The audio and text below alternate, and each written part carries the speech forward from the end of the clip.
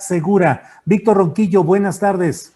Hola Julio, buenas tardes. Pues mira, la verdad, mi querido Julio, a modo de saludo, yo quiero decir que me siento muy orgulloso de pertenecer a este equipo de trabajo y me siento orgulloso porque aquí reivindicamos la verdad. Reivindicamos el periodismo como un oficio humanista. Quiere decir que trabajamos por las mejores causas, pero que hacemos un periodismo equilibrado, inteligente y sin duda que confía en la ética personal humana de quienes día a día nos enfrentamos a esta tarea. Julio, te mando un abrazo muy fuerte y de verdad que a modo de saludo reivindico primero a las personas que se involucran con nosotros en esta tarea que es el público.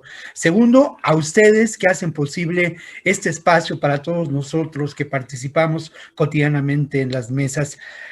Obviamente, pues abrazo también a Ricardo y a Guadalupe y obviamente, hermano, pues a ti. Te mando un abrazo muy fuerte a modo de saludo extensivo para todos los que hacemos y conformamos este proyecto, mi querido Julio. Muchas gracias. Víctor, muy amable, muchas gracias. Ricardo Ravelo, buenas tardes.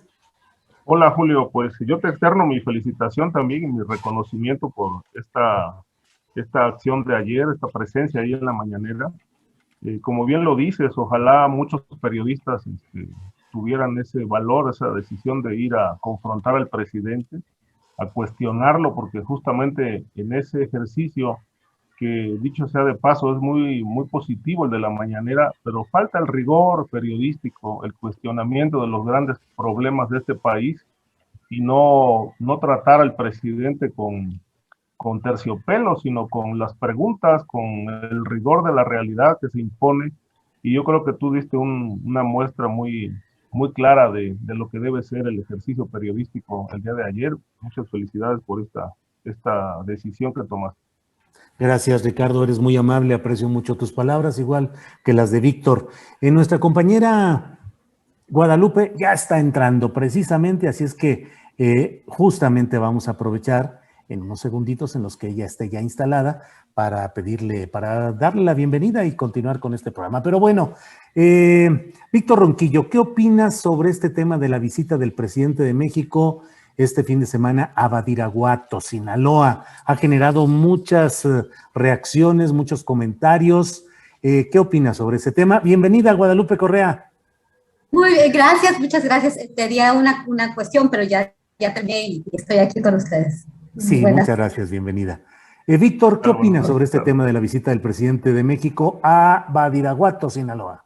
Bueno, lo primero que habría que apuntar es lo importante que ha sido en la conformación de la figura política, del personaje político de López Obrador, lo importante que han sido sus giras. O sea, no podemos entender este personaje político, esta dimensión que puede tener sin sus giras, o sea, sin esta presencia constante como candidato, luego como candidato derrotado, luego como candidato opositor a lo que sin duda fue un fraude electoral en los municipios del país. No hay un solo político en México que haya recorrido estos caminos del país. Creo que eso es un primer apunte. Otro primer apunte es que yo de verdad, quisiera en este momento tener los elementos para señalar que, bueno, en buena medida, este gobierno ha pactado con el narco y ha buscado la pacificación a través de pactar con uno de los grupos más poderosos según la mitología del narcotráfico y la historia del narcotráfico en México. Digo quisiera porque eso resolvería muchas de nuestras dudas, haría más sencilla la comprensión de la realidad, pero la verdad es que no es así. Yo me pregunto dónde están los elementos para considerar que este gobierno ha pactado, como lo intentó hacer, y ahí hay notas periodísticas, hay versiones de algunos protagonistas de esta historia, cuando Salinas de Gortari, por medio de su hermano y el famoso general Arturo Acosta Chaparro, yo diría de infame memoria, de acuerdo a su participación en la Guerra Sucia, pues buscó realizar una famosa confederación del narcotráfico, precisamente teniendo como cabeza a lo que después sería el cártel de Sinaloa. Por otra parte, mira, pues a Ricardo y a mí nos ha tocado de alguna manera patear el país, recorrerlo y estar en algunos lugares señalados como lo que podemos considerar pues medulares en la historia del narco, ¿no? Como Badiraguato, como la Sierra Sinaloense, como algunos poblados de lo que podemos considerar el Triángulo Dorado. Y mira, yo ya lo dije alguna vez, ya cité alguna vez esta anécdota personal cuando estuve en Badiraguato, ¿no? Donde la gente me decía, Ronquillo, pues es que de verdad aquí lo único que vienen a hacer los verdes es a chingar. Lo único que sabemos del gobierno es este ejercicio brutal de acometer contra nosotros, ¿no? De fumigar nuestros plantíos si no pagamos la cuota para ello, ¿no? Entonces, creo que dicho todo esto, habría que ubicar claramente el sentido que tienen estas giras, el sentido que puede tener en estos momentos esta gira, que está vinculada también a una nueva variante que se ha dado en las mañaneras, en donde todos lunes con lunes y algunos días de la semana se presenta el tema de la seguridad en diferentes lugares del país. Esto como una estrategia, porque ya se veía venir que en algún momento podía ser un punto enormemente vulnerable para lo que viene de la consulta del próximo viernes y para la consulta del 22,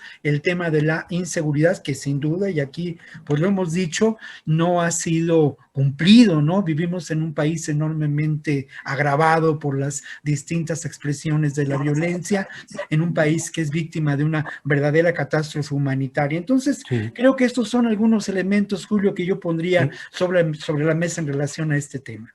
Bien, Víctor Ronquillo, muchas gracias. Ricardo Ravelo, ¿qué opinas sobre este viaje del presidente de México a Badiraguato y los comentarios alrededor de él? Mira, Julio, ha despertado pues mucha inquietud, polémica, la visita presidencial a la tierra del narcotráfico, donde nacieron los capos emblemáticos que ya conocemos.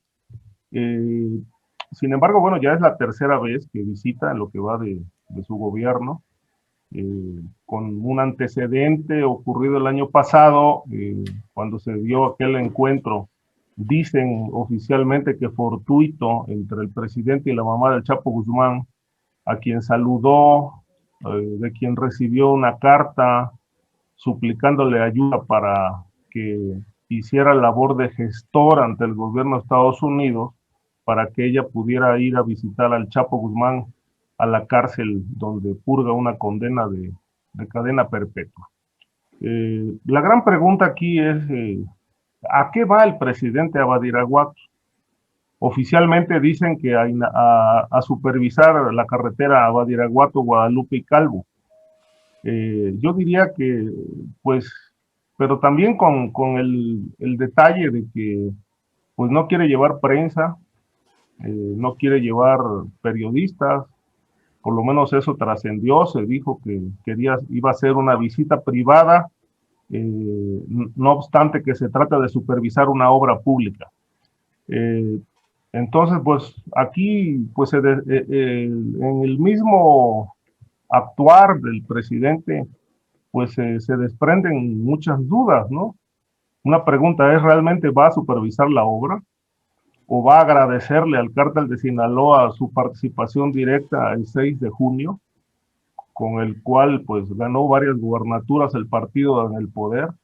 Es decir, es polémica la visita a Badiraguato, y esto pues desde que empezó su gobierno ha despertado pues muchas suspicacias, comentarios respecto de este acercamiento con el grupo que encabeza el Cártel de Sinaloa, y que se ha manifestado en distintos hechos, ¿no? A partir del caso Ovidio, pues lo que se observa, es una relación pues tersa, de no confrontación entre el gobierno y la organización criminal considerada más poderosa del mundo, que tiene su base justamente en Sinaloa. Esto explica, bueno, pues que no hay acciones contra Ovidio a más de un año de que lo detuvieron y lo liberaron. tampoco hay persecución contra los miembros de Sinaloa, a pesar de que Estados Unidos los reclama, como es el caso del Mayo Zambada, que pues, se sabe está muy quitado de la pena dirigiendo la organización criminal sin que nadie lo moleste. Lo mismo los hijos del Chapo y otros miembros de esa organización que, pues por desgracia, viven cobijados en la impunidad.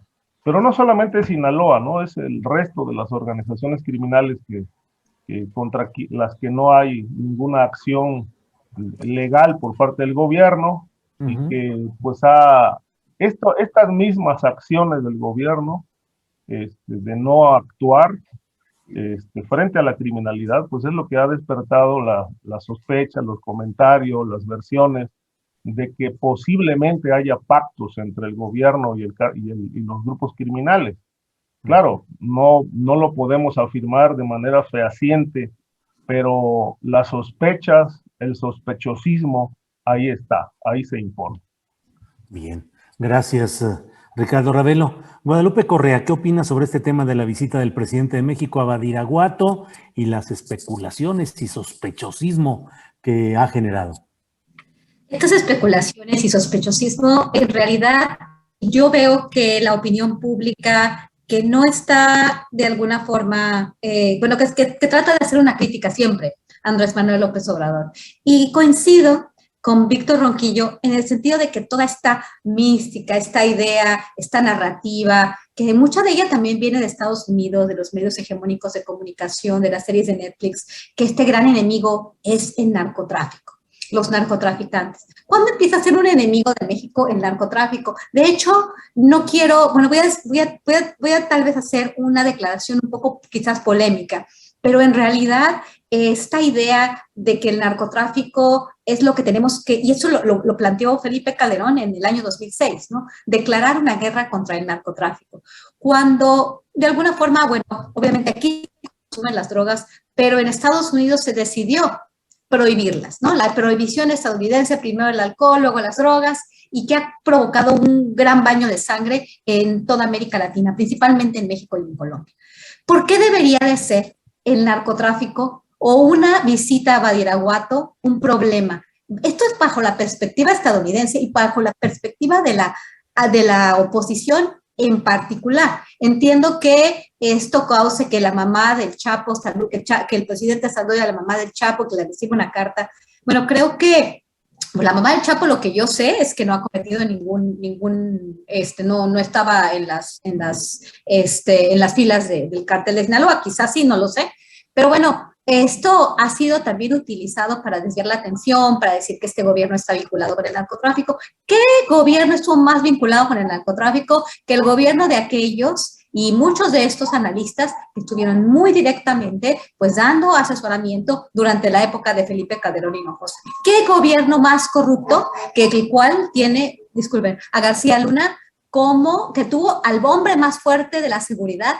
Sí, recibiendo dinero de acuerdo a las investigaciones en los Estados Unidos, que cada vez hay más y más evidencias de la vinculación directa con el cartel de Sinaloa. Y él estaba luchando contra los carteles. O sea, si lo pensamos de esa forma, alguien que le va a dar apoyo a un cartel o a un grupo que se dedica a actividades ilícitas o a matar, no hace esto tan evidente.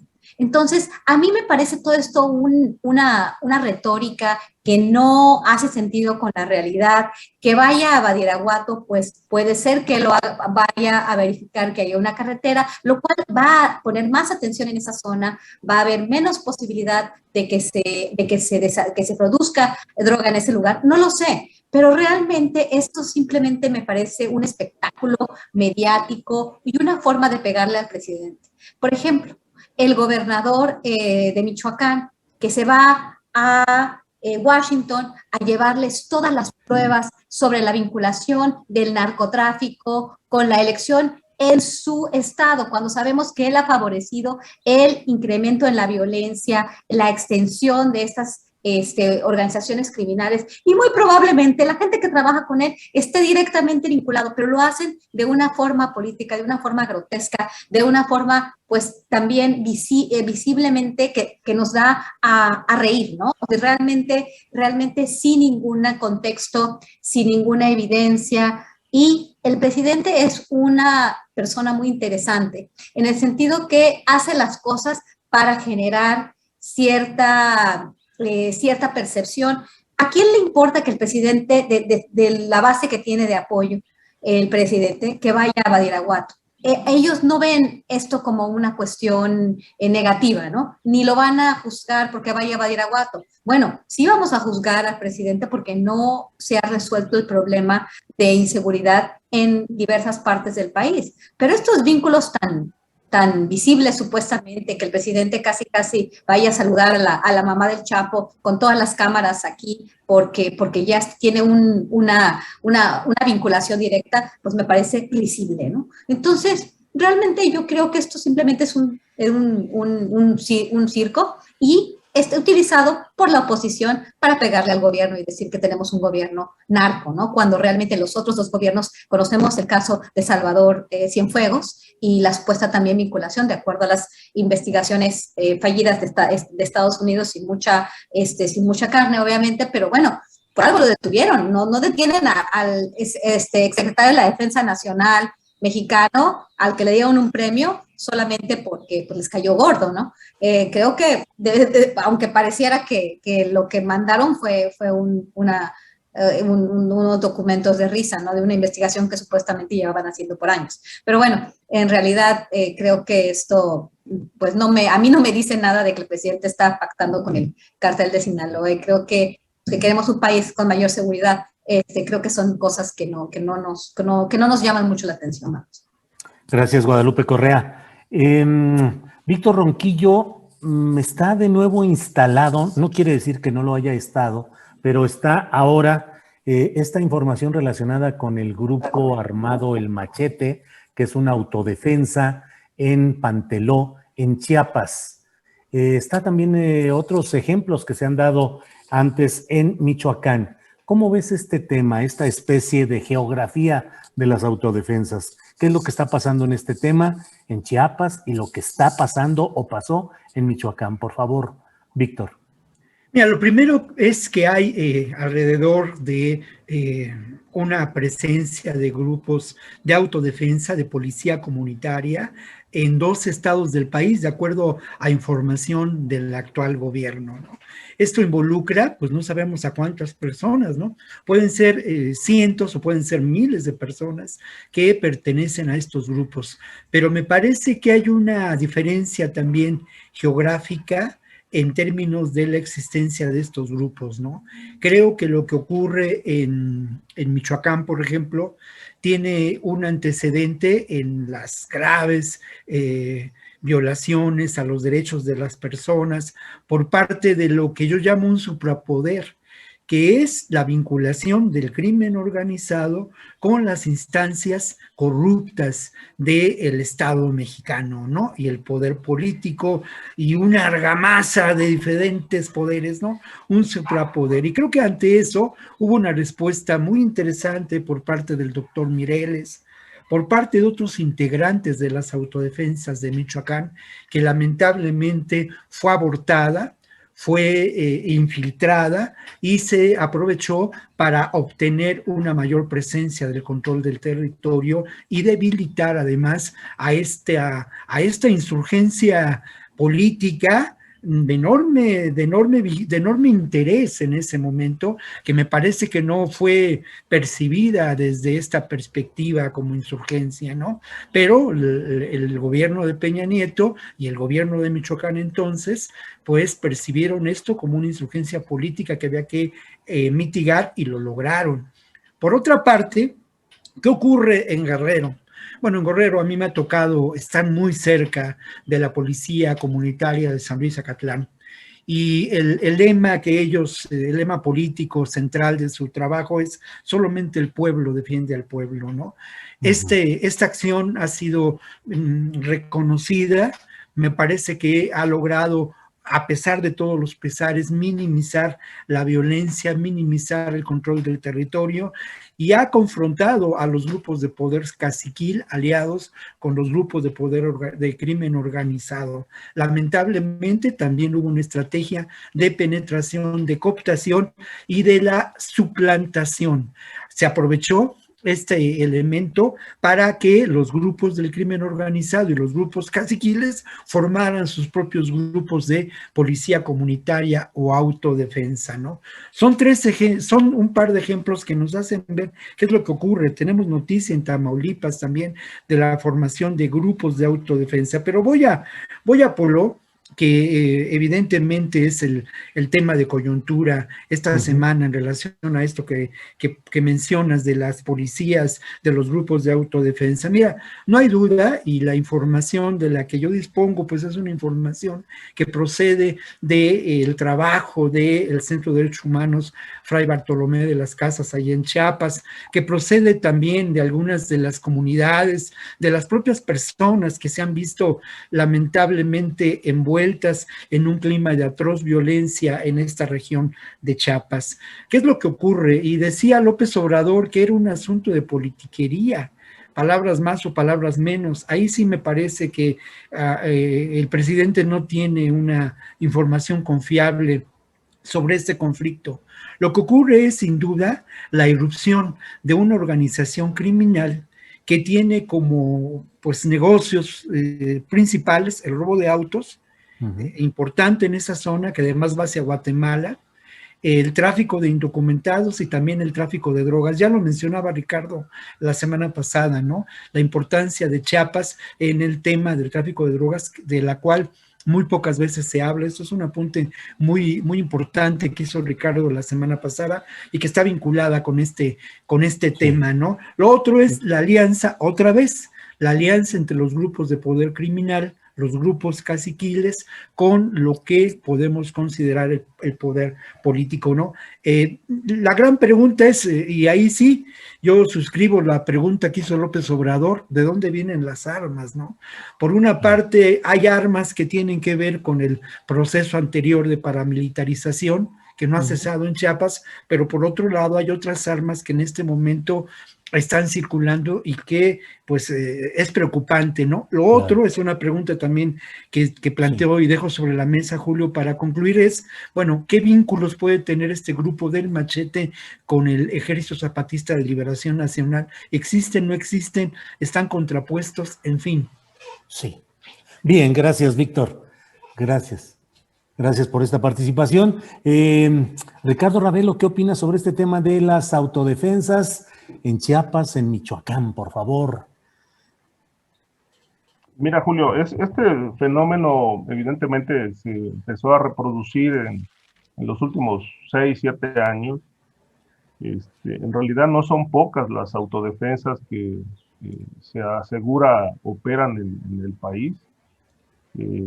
Por lo menos se habla de unas 50 autodefensas en media docena de estados, entre ellos Morelos, Tamaulipas, Guerrero, Michoacán, Veracruz, Tabasco, y solamente unas 9 o 10 se han institucionalizado. El resto no tienen nombre, simplemente se sabe, se conoce que hay grupos civiles o paramilitares armados que han tomado la decisión de hacerlo para defender sus territorios. El caso más ejemplificativo es la tarea de Hipólito Mora en Michoacán, que creó una autodefensa para defenderse de los embates de los caballeros templarios.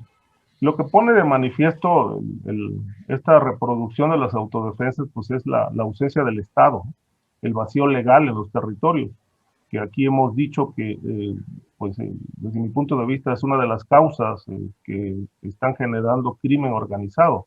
Ni siquiera es la pobreza, ni otras llamadas causas que ha dicho el gobierno. Uno de los principales detonadores de todo este desastre nacional es el vacío legal, ¿no? El vacío de poder, la corrupción institucional que atrofia al Estado, que le impide actuar, que le impide capacidad de reacción ante la criminalidad. Y en todos esos municipios y regiones, lo que vemos es eso, un vacío legal donde la autoridad no existe, y ahí donde la autoridad no existe, pues se generan las condiciones para que los grupos de crimen organizado se posicionen, tomen el control territorial y prácticamente desplacen al Estado, porque terminan siendo los que generan beneficios sociales, logran identificarse con grupos sociales y de esta manera se legitiman, toman control y obviamente pues se adueñan de la vida pública, económica, de regiones completas, donde por desgracia el Estado pues ha sacado las manos.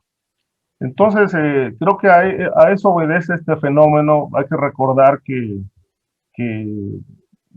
surgieron las autodefensas por recomendación o a partir del asesoramiento del general Óscar Naranjo, que fue jefe de la Policía Nacional de Colombia, que fue uno de los asesores en materia de seguridad del gobierno de Peña Nieto.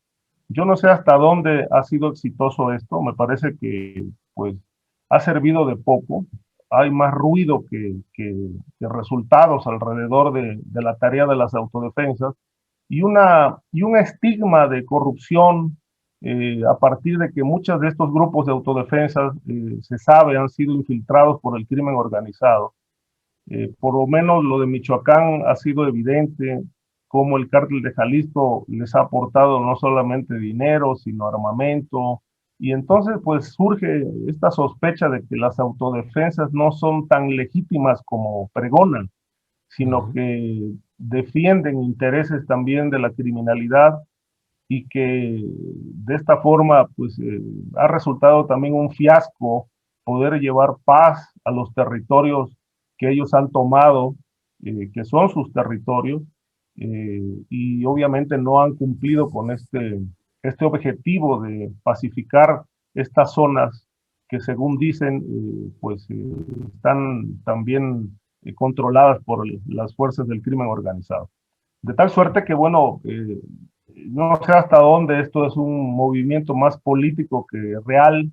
No vemos la actuación de las autodefensas, son 50, pero pues se sabe que existen, que están organizados, que tienen armamento, que tienen un objetivo, un propósito, pero así como el gobierno no da resultados en materia de seguridad, ni se ha logrado la pacificación del país, pues tampoco las autodefensas han brindado resultados en sus tareas, de tal suerte que, bueno, yo pongo en duda que realmente estos movimientos sean del todo legítimos y que, pues, en la mayoría de los casos me parece que son más bien arterias, brazos que el propio crimen organizado ha armado para su propio beneficio. Bien, gracias. Gracias, Ricardo. Guadalupe Correa, ¿qué opinas sobre este tema de las autodefensas? Estamos hablando específicamente del caso de Chiapas en Panteló y en Michoacán, pero en general, ¿serán instancias infiltradas por el narcotráfico? ¿Serán expresiones reales de desesperación social ante la ineficacia de las autoridades? ¿Qué opinas, Guadalupe? Bueno, es un tema complejo. He escrito algunos artículos sobre esto. Vamos a hablar del tema de las autodefensas en el marco del paramilitarismo y de los diferentes tipos de paramilitarismo que existen, ¿no? O sea, haciendo un poco el símil con Colombia, me gusta analizar el caso de Michoacán. Y por otro lado, estoy muy de acuerdo con Ricardo Ravelo en el sentido de que algunos de estos grupos que se denominan autodefensas tienen vínculos muy cercanos con la delincuencia organizada. Pero vamos por partes. ¿Qué es un grupo de autodefensa? Es un grupo que se crea para defenderse sin utilizar las estructuras del Estado, ¿no? Cuando el Estado se encuentra sobrepasado y algunas personas llegan a pensar en términos de Max Weber y el Estado, ¿no? El tener el poder que significa tener el monopolio legítimo de la violencia. Cuando eso ya no sucede, supuestamente la sociedad se arma para enfrentar el flagelo de la delincuencia organizada. Y esta es la idea. Esta es la idea con la que empezaron a operar de manera más sistemática y obviamente apoyada por el Estado. Aquí está esta idea del general Naranjo, pero que el general se fue, y bueno, pero sí, de hecho fue una estrategia pues muy importante que le dio la bienvenida, más bien, así le dio la bienvenida el gobierno de Enrique Peña Nieto, ¿no? Con esta, como muy platillo se anuncia, no se anuncia, más bien se cubre lo que estaba pasando en Michoacán. Entonces, nosotros pudimos ver este apoyo que se dio de alguna forma a las autodefensas por parte del Estado, porque se había desgastado la imagen de las fuerzas del orden, ¿no? Particularmente de las armadas. Y entonces se habla de que las autodefensas van avanzando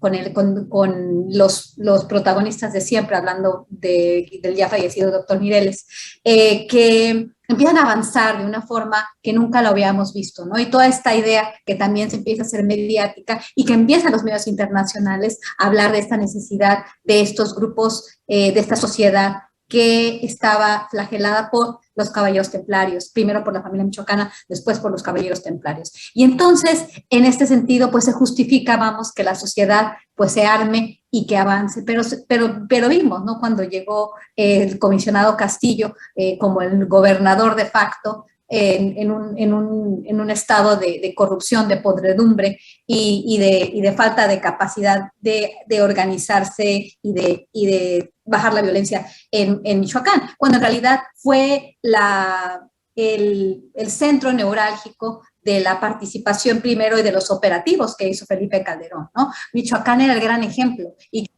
tenemos los caballeros templarios y bueno, empieza en el sexenio de Enrique Peña Nieto a apoyar esto en lo oscurito, ¿no? No ponerse el uniforme. Entonces, no solamente estamos pensando en autodefensas. Esto que Ricardo muy bien describe, más bien me hace pensar en una especie de nuevo paramilitarismo que trató de extender y de hacer posible el gobierno de Enrique Peña Nieto, que terminó, como bien dice Ricardo, en vinculación de algunos de estos grupos, los armas, y bueno, tienes grupos dedicados a la delincuencia organizada, les brindas armas, les brindas apoyo, y bueno, pasa lo que pasó en el caso de Michoacán, que terminan muchas de estas autodefensas vinculados a la delincuencia organizada y hoy por hoy son células del crimen organizado que operan en el estado de Michoacán.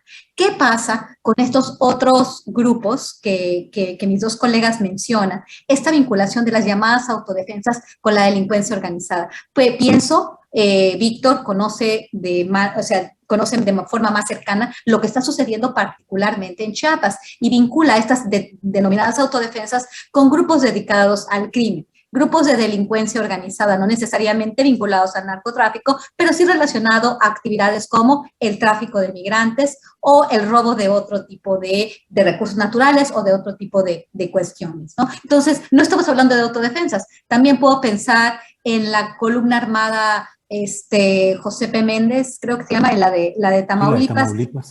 La de Tamaulipas. Y entonces, en este sentido, esta columna armada, ¿no? Que se dice autodefensa, pues realmente no es una columna armada. José Méndez, perdón, se me fue el nombre. Y está vinculada al cártel del Golfo. Entonces, estas columnas armadas que supuestamente son autodefensas, realmente son bracitos, ¿no? Son células del grupo del crimen organizado para hacer sus fechorías en ciertos lugares o para mantener una especie de control territorial. Esto es muy importante. Creo que el caso de Chiapas hay que estudiarlo más porque muy probablemente esté vinculado a la delincuencia organizada y a algunos grupos de interés.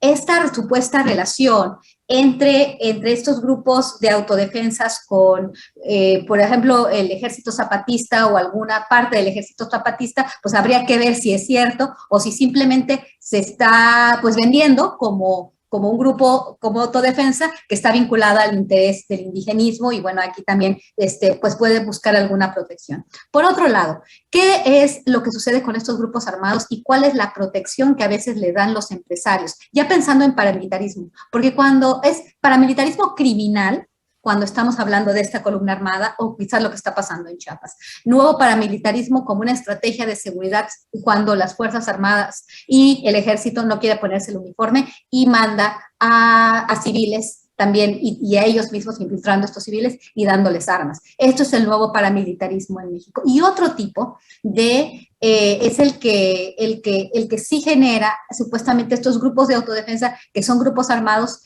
que también van aterrorizando a la sociedad y están vinculados a intereses de los empresarios, ¿no? Entonces, el paramilitarismo apoyado por grupos empresariales, que son grupos que no sabemos bien cuáles son los objetivos, ¿no? Que están o quién está detrás de estos grupos, ¿no? Entonces yo no hablaría de autodefensas, sino hablaría más bien de que sí puede haber autodefensas en lugares donde no hay protección por parte del Estado, pero ¿para qué un grupo de autodefensa? Cuando la sociedad está tan flagelada, tan atacada, por lo general no tienen la capacidad de ir avanzando y de generar este tipo de ejércitos, ¿no? Que pueden realmente con la delincuencia organizada, a menos de que haya otros actores que tienen más dinero, como el Estado o como empresarios o el crimen organizado, que los empiecen a armar y que realmente los hagan avanzar, ¿no? Entonces pensaría en estos dos conceptos, el concepto de paramilitarismo en sus distintas formas y el concepto de autodefensas para realmente ver qué está sucediendo, ¿no? Esto lo utilizan mucho también las oposiciones a los estados y obviamente en los Estados Unidos se ha utilizado mucho esta idea, ¿no? El gobierno es fallido, el Estado es fallido, el Estado no puede con esto, perdió el monopolio legítimo de la violencia y miren lo que tiene que hacer la sociedad, tiene que armarse y tiene que enfrentarse directamente, ¿no? Que no necesariamente es lo que está sucediendo. Muchas gracias. Gracias, Guadalupe. Víctor Ronquillo, son las 2:40 p.m. y podemos todavía analizar el tema de lo que está pasando con la consulta popular que se va a realizar el próximo domingo. Desde luego, la expectativa original se refería a la posibilidad de enjuiciar a los expresidentes de la República. La pregunta original que planteaban los promotores de esta consulta fue modificada por la Suprema Corte de Justicia y quedó en términos que desde mi punto de vista son tan amplios y tan confusos que creo que difícilmente pueden implicar una condición vinculatoria que obliga a ejercer qué, contra quién y cómo. Pero bueno, ese es mi punto de vista. Lo que quiero preguntarte, Víctor, es que también se ha empezado a mencionar la idea de que el mandato que provenga de esa consulta se traduzca en una comisión de la verdad. Lo ha dicho tanto Santiago Nieto Castillo, que es un hombre emblemático en la lucha contra la corrupción, y lo ha dicho también el propio ministro presidente de la Suprema Corte de Justicia de la Nación, Saldívar Lelo de la Rea. No en esos términos exactos, pero sí diciendo que lo que puede suceder es que nos encontremos ante la necesidad de llevar a cabo no un acto judicial, pero sí procedimientos de investigación o de sanación nacional, de justicia transicional. Entonces, Víctor, ¿qué opinas de la consulta que viene y de la posibilidad de que termine no en un juicio directo, sino una consulta, una comisión de la verdad?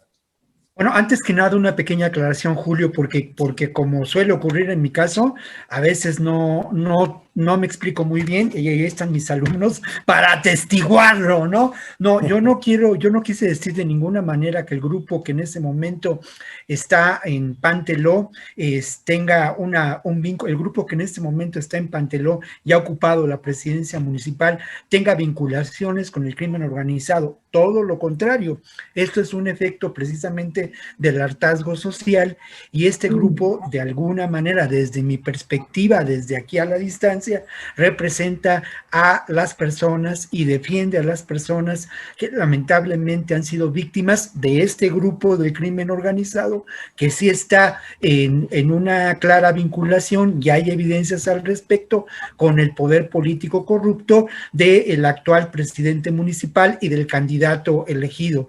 Eso es lo que quise decir. Y por otro lado también... Sí, y me adhiero yo a a tu Sí. observación, ¿eh? Sí. Y en Adelante. términos de precisión también, yo creo que hay tres elementos. Lo voy a decir muy rápido, perdón, pero es que es muy importante.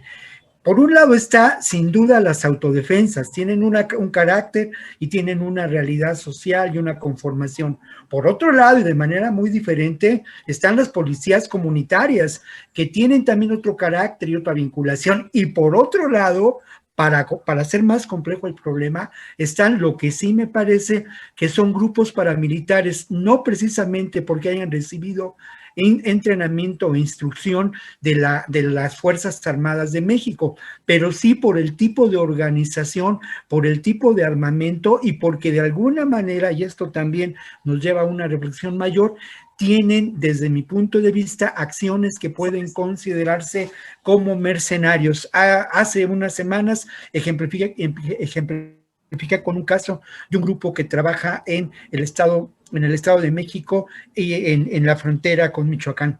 En fin, yendo hacia la consulta, Julio, creo que son dos temas que están ligados, pero dos temas que son diferentes. No, yo creo que sin duda, y tienes toda la razón del mundo, bueno, esta pregunta que se formula, que ni es pregunta ni es nada, de alguna manera es responsabilidad del encubrimiento que sin duda parte del Poder Judicial presenta ante estos hechos, ¿no? No precisamente el encubrimiento a los culpables, porque eso yo no lo puedo determinar, pero sí ante los hechos, ¿no? Hubo tenebra, hubo mano negra, ¿no? En desvirtuar una pregunta que era muy clara y directa.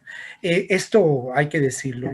Por otro lado, obviamente, si hay elementos que nos puedan o que puedan llevar a investigaciones judiciales por parte de la acción de estos personajes políticos, pues sin duda se tiene que llevar a cabo consulta o no consulta.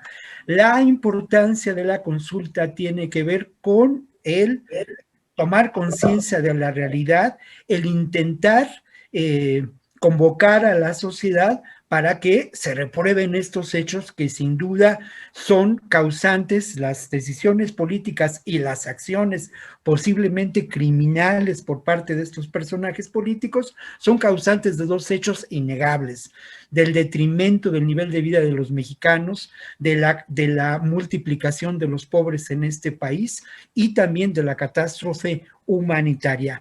Ahora, en términos de la posible construcción de una comisión de la verdad, yo agregaría a estos personajes del escenario político que mencionas a el pronunciamiento de distintas organizaciones no gubernamentales, organizaciones de la sociedad civil que yo reivindico, como Justicia Transicional México, como muchos colectivos de víctimas, y también el Ejército Zapatista de Liberación Nacional, que sorprendentemente se suma a la convocatoria para que las personas asistan a la consulta, pero también se suma a esta intención, que es una intención que tiene ya algunos años, de formar una comisión de la verdad para esclarecer qué ocurrió, quiénes fueron los responsables, cómo operó lo que yo llamo este suprapoder, y esto es muy importante porque de alguna manera construye dos elementos centrales en este momento para nuestro país.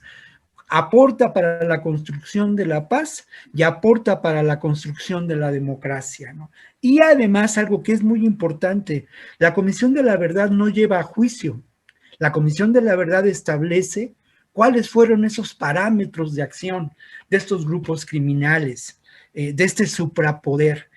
Y establece algo que también nos hace falta, Julio, y que conversando con personas de las distintas organizaciones, como Mariclera Costa, ella lo decía muy claramente, nos hace falta una narrativa para entender qué ocurrió, cómo pasó, y para que de alguna manera esa narrativa exorcice a esos terribles demonios y a partir de ello podamos construir paz y podamos tener justicia y verdad y construir los elementos de la democracia. ¿Quiénes se oponen a ello? Pues precisamente quienes de una manera u otra o formaron parte de ese suprapoder integrado por el narco, el crimen organizado, el poder político corrupto, las instancias del Estado, o se beneficiaron de ello. A mí me parece que es muy importante que vayamos hacia la Comisión de la Verdad, y nada más dejaría como ejemplo un documento esencial para entender la función de una Comisión de la Verdad, el Nunca Más, resultado de la comisión que el gobierno de Argentina a finales de los 70s encarga a Ernesto Sábato como presidente, y se emite un documento que no tiene desperdicio para esclarecer los terribles hechos de la guerra sucia en Argentina, Julio. Bien, Víctor, gracias. Ricardo Ravelo, sobre este tema de la consulta popular de este domingo, sus perspectivas y también la posibilidad de que desemboque en una comisión de la verdad. Mira, Julio, yo todo esto lo he considerado un show, más allá de lo que se defina si un juicio o investigar lo que llaman la verdad, no deja de ser un show, y es un show bien montado de este sistema político mexicano que se maquilla de distintos colores cada sexenio, que de la misma forma en que presenta a un presidente vinculado al narcotráfico, también puede construir a otro con tintes democráticos y sociales. Ese es el sistema, lleno de resortes, lleno de mañas, lleno de argucias, con una amplia capacidad, bastante elástica, por lo que ha mostrado, para poder presentar buenas intenciones, como llevar a juicio a los expresidentes, con entiendo que hasta cierto punto, un disfraz de legítimas intenciones, pero que al mismo tiempo, a través de otro resorte del poder, que es el Poder Judicial, tergiversan una pregunta que, pues, se antojaba que se planteara muy simple, ¿no? ¿Quieres que se lleve a juicio a los expresidentes? Para luego hacer todo un galimatías, un planteamiento ambiguo, donde ya los expresidentes no aparecen directamente, sino que ahora son los actores políticos del pasado. Y bueno, pues aquí tampoco se precisa, ¿no?, qué actores políticos del pasado. Se ha cuestionado mucho de que si bajo este planteamiento ambiguo, tan amplio, bueno, pues podrían incluso alcanzar hasta Porfirio Díaz para también traerlo a juicio en el presente. Yo veo que esto no va a llegar absolutamente a nada, sobre todo viendo la realidad inmediata, ¿no? Si no se ha podido desaforar a Saúl Huerta y a Mauricio Toledo, a pesar de los delitos que se le imputan, uno de violación, el otro de corrupción, y se han pospuesto las sesiones y ahí se la están llevando. Yo creo que esto nos permite considerar también que no existe ninguna decisión política, ninguna voluntad clara como para realmente llevar a juicio a los expresidentes y meterlos a la cárcel. Digamos, si hablamos de Fox a la fecha, pues conocemos todas las atrocidades que cometieron, la corrupción, los vínculos con el crimen. Fox creó la comisión una fiscalía para los asuntos del pasado, que terminó en un fiasco. Se gastaron todo el presupuesto. El fiscal Prieto se la pasaba bebiendo vinos caros a costa del erario, y obviamente el objetivo era llevar a la cárcel a Luis Echeverría, y todo aquello pues fue un show nada más, porque en realidad no pasó absolutamente nada. Ni se investigó, si acaso se llegaron a algunas conclusiones que pues las conocíamos, eran públicas, se documentaron algunos hechos que ya los conocíamos, pero en realidad la voluntad de llevarlos a juicio en aquel momento no se cumplió. Sabemos qué pasó en el sexenio de Calderón, conocemos qué pasó con Salinas. Es decir, la gran pregunta que se ha hecho, y creo que es parte de esta polémica, es: ¿se debe consultar la aplicación de la justicia o realmente se tiene que aplicar la ley? Yo creo que en realidad no hay, desde mi punto de vista, voluntad de llevar a juicio absolutamente nada. Lo que ocurre es que el presidente López Obrador pues, hizo el compromiso de llevar a cabo esto a través de una consulta, que es un ejercicio bastante elástico, que se puede hacer para donde el poder quiera, para justificar que, bueno, desde las entrañas del poder hay una cierta voluntad de enjuiciar el pasado, pero que en realidad creo que esto no va a llegar a buen puerto. Primero que nada porque el sistema político que se está observando, que incurrió en distintos delitos, atrocidades, pues es el mismo sistema político que llevó al propio presidente actual al poder. Y desde mi punto de vista, todo esto es un gran show, porque en el fondo hay un gran acuerdo político donde pues todos los actores son parte de lo mismo. Solo que bueno, después del gran desgaste de casi 18 años de atrocidades, pues era necesario sacar un nuevo rostro, y justamente el sistema lo tenía bien construido. Desde tiempos de Salinas se venía construyendo toda esta realidad que hoy estamos viviendo desde el poder, y creo que pues no nos den atoles con el dedo, ni justicia ni verdad. Si acaso van a crear la Comisión de la Verdad para documentar lo que ya sabemos, y esto me suena mucho a lo que ya hizo Vicente Fox, una investigación con temas del pasado que terminó en un verdadero fracaso. Gracias, Ricardo Ravelo. Guadalupe Correa, ya estamos en la parte final del programa, pero tenemos tiempo suficiente para escuchar tu opinión y tus puntos de vista sobre este tema de la consulta popular, consulta pública del próximo domingo y las perspectivas de que termine siendo una comisión de la verdad. Sí, me parece un tema tan importante, no necesariamente en este momento voy a tener una visión negativa, ¿no? Siempre la visión desesperanzadora, que siempre basada en la experiencia, ¿no? Y de alguna forma comparto con Ricardo este sentir de que puede todo ser simplemente un show y puede quedar en nada, ¿no? Y es parte de un sistema. Podría pensar en eso, pero quiero no pensar así.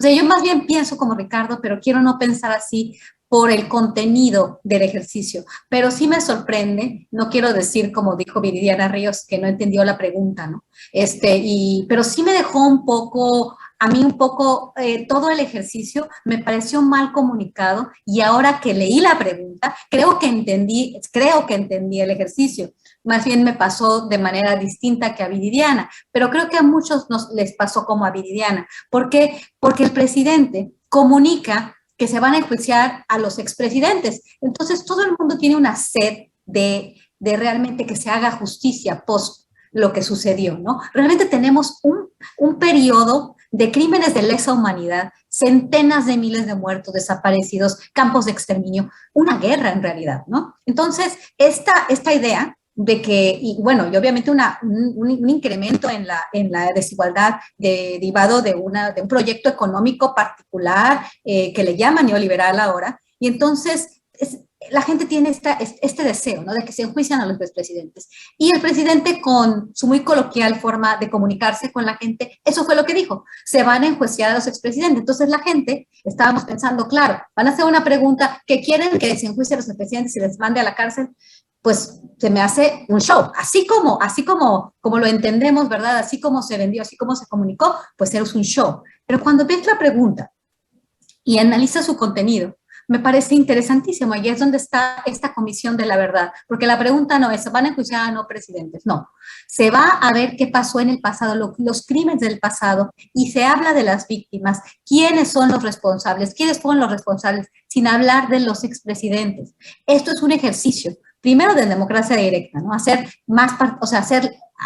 Abrir la participación a la sociedad, lo cual al presidente le ayuda. ¿Por qué? Porque mantiene su base de apoyo, se acerca más con la gente, es una gran movida política. O sea que independientemente de todo, al presidente esto le ayuda y lo sabe, y por eso lo hizo. Pero por el lado del contexto, ¿qué quiere decir? Que estamos avanzando en estos esquemas que en países desarrollados, y bueno, obviamente estuvieron muy presentes en el análisis de lo que pasó después de Colombia del conflicto armado, es justicia transicional. Es un ejercicio de justicia transicional donde se va a ver quiénes son los responsables, qué fue lo que pasó, quiénes son las víctimas, ¿para qué? Para hacer justicia. y la justicia no se puede hacer sin reconocer esto y sin redimir a las víctimas, sin arreglar el daño, que esto es muy importante. Y creo que si queremos avanzar hacia la paz y si vemos que el proyecto de Andrés Manuel, que no le ha salido como esperábamos por el tipo de actores, abrazos no balazos, y avanzar en un esquema de justicia transicional, un esquema de paz, no bajo la iniciativa Mérida, no guerra contra las drogas, sino avanzar hacia la paz, avanzar hacia la justicia en otro tipo de esquema, y con una comisión de la verdad, porque en realidad es realmente incluir a la sociedad y decirles, ¿qué es lo que quieren? ¿Queremos guerra o queremos paz? Y de eso se trata la pregunta. Pero si eso se quería, no se comunicó bien, porque el presidente dijo, vamos a enjuiciar a los presidentes, y todo el mundo estaba pensando en ver a Salinas, en ver a Ernesto Zedillo, en ver a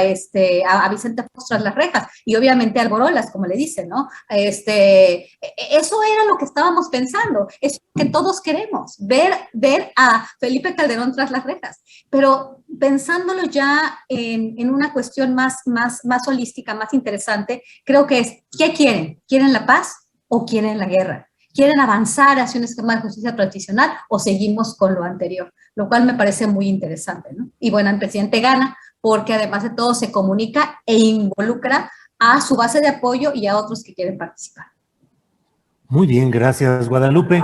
Pues son las 2 de la tarde con 59 minutos y les propongo que cerremos utilizando un minutito cada cual para poder decir lo que queramos respecto a invitaciones, comentarios, actividades, lo que ustedes deseen. Víctor, en este cierre, por favor, adelante. Bueno, lo primero que diría que no se trata de lo que quieren que haga, de lo que quieren que sea la consulta, se trata de lo que nosotros, y cuando digo nosotros, hablo precisamente de esta sociedad civil, podemos hacer con la consulta y a dónde la queremos llevar. Estoy de acuerdo con Ricardo en términos de que el sistema político mexicano está en crisis y hay que llevar esta crisis al abismo, hay que terminar con ese sistema político mexicano. Tan está en crisis el sistema político mexicano que el PRI, que es el partido fundacional del sistema político mexicano después del porfiriato, ha perdido un sinnúmero de votos alrededor, y por aquí tengo el dato, pero perdonen ahí, como siempre sucede, se me va el dato, pero ha perdido decenas de miles de militantes en los últimos 3 años. Igual el PRD, igual el PAN, pero yo insisto mucho, no podemos pensar y decir que el sistema político mexicano, que es una pregunta, perdón, vamos más allá y vamos a exigir y vamos a trabajar y vamos a luchar y vamos a hacer periodismo para que este país cambie. En eso estamos y es una lucha cotidiana y como lo dije en mi primera intervención, Julio, tiene que ver con el periodismo como una actividad humanista. De eso se trata. No perdamos la mira y caigamos en la tentación de continuar con el pensamiento del sentido común, que es el más común de los sentidos y que tiene una dosis enorme, perdón la palabra, de estupidez. Gracias, Víctor Ronquillo. Ricardo Ravelo, por favor, tu comentario final. Mira, invitación, Julio, análisis, yo lo que quieras. con Guadalupe en el sentido de que la sociedad sí quiere juicio, quiere que haya carpetas de investigación bien integradas contra los últimos presidentes de Fox a Peña Nieto, quiere que los expresidentes comparezcan ante la justicia y rindan cuentas por las atrocidades que cometieron, por toda la corrupción, las vinculaciones con el crimen que han sumido a este país en una honda crisis. Sin embargo, creo que el día primero, pues vamos a ver una suerte como de prueba de fuego. Es decir, si la gente vota y exige que haya juicio, pues todo va a depender de qué quiera el presidente.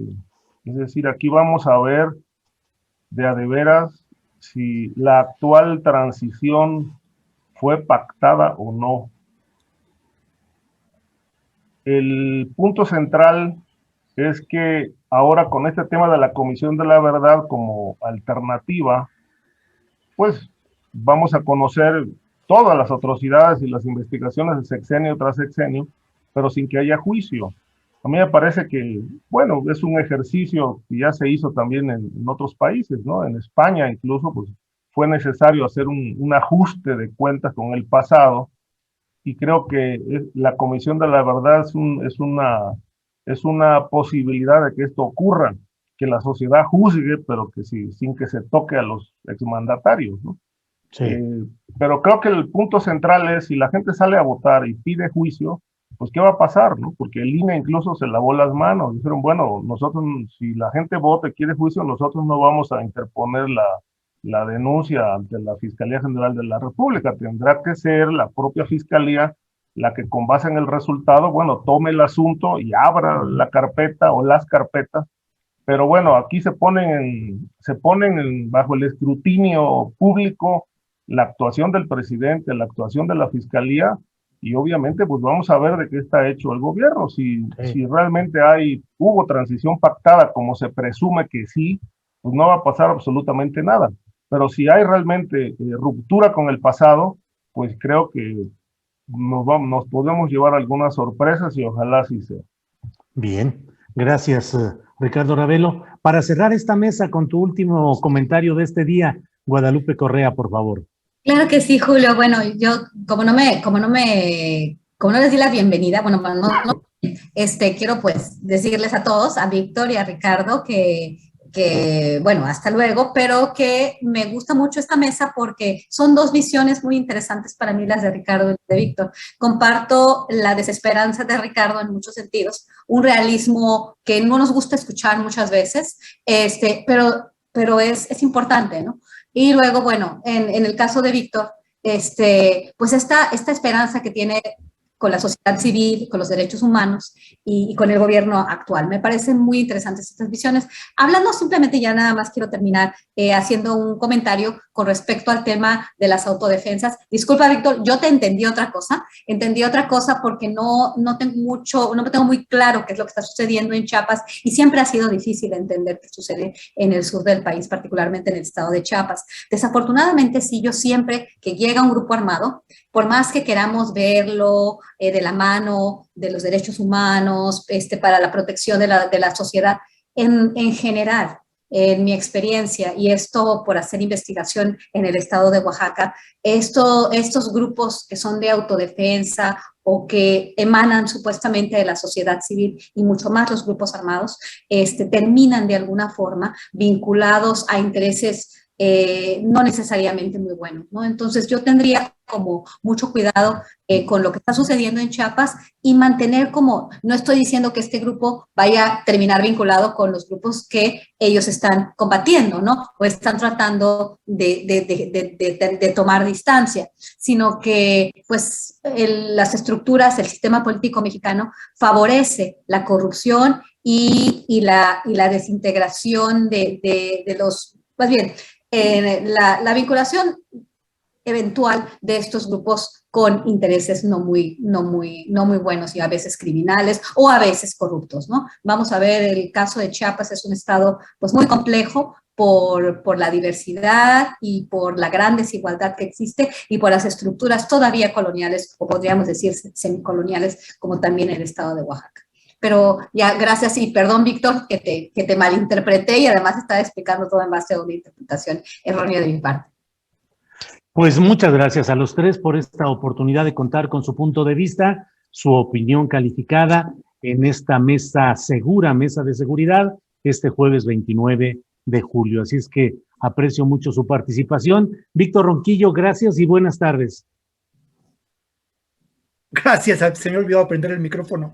Muchas gracias a ustedes. Y bueno, Guadalupe, no pasa nada, hombre, yo lo dije mal. Ricardo, aquí estamos y con mucho gusto. Me encanta estar aquí todos los jueves, lo disfruto muchísimo. Un abrazo para todos y también para el público que nos sigue. Muchas gracias. Gracias, Víctor. Ricardo Ravelo, gracias y buenas tardes. Gracias, Julio. Es un placer siempre estar aquí contigo y con el público los jueves, con mis compañeros Guadalupe y Víctor. Y pues un saludo y buenas tardes para el auditorio que nos ha seguido. Gracias, Guadalupe Correa. Muchas gracias y buenas tardes.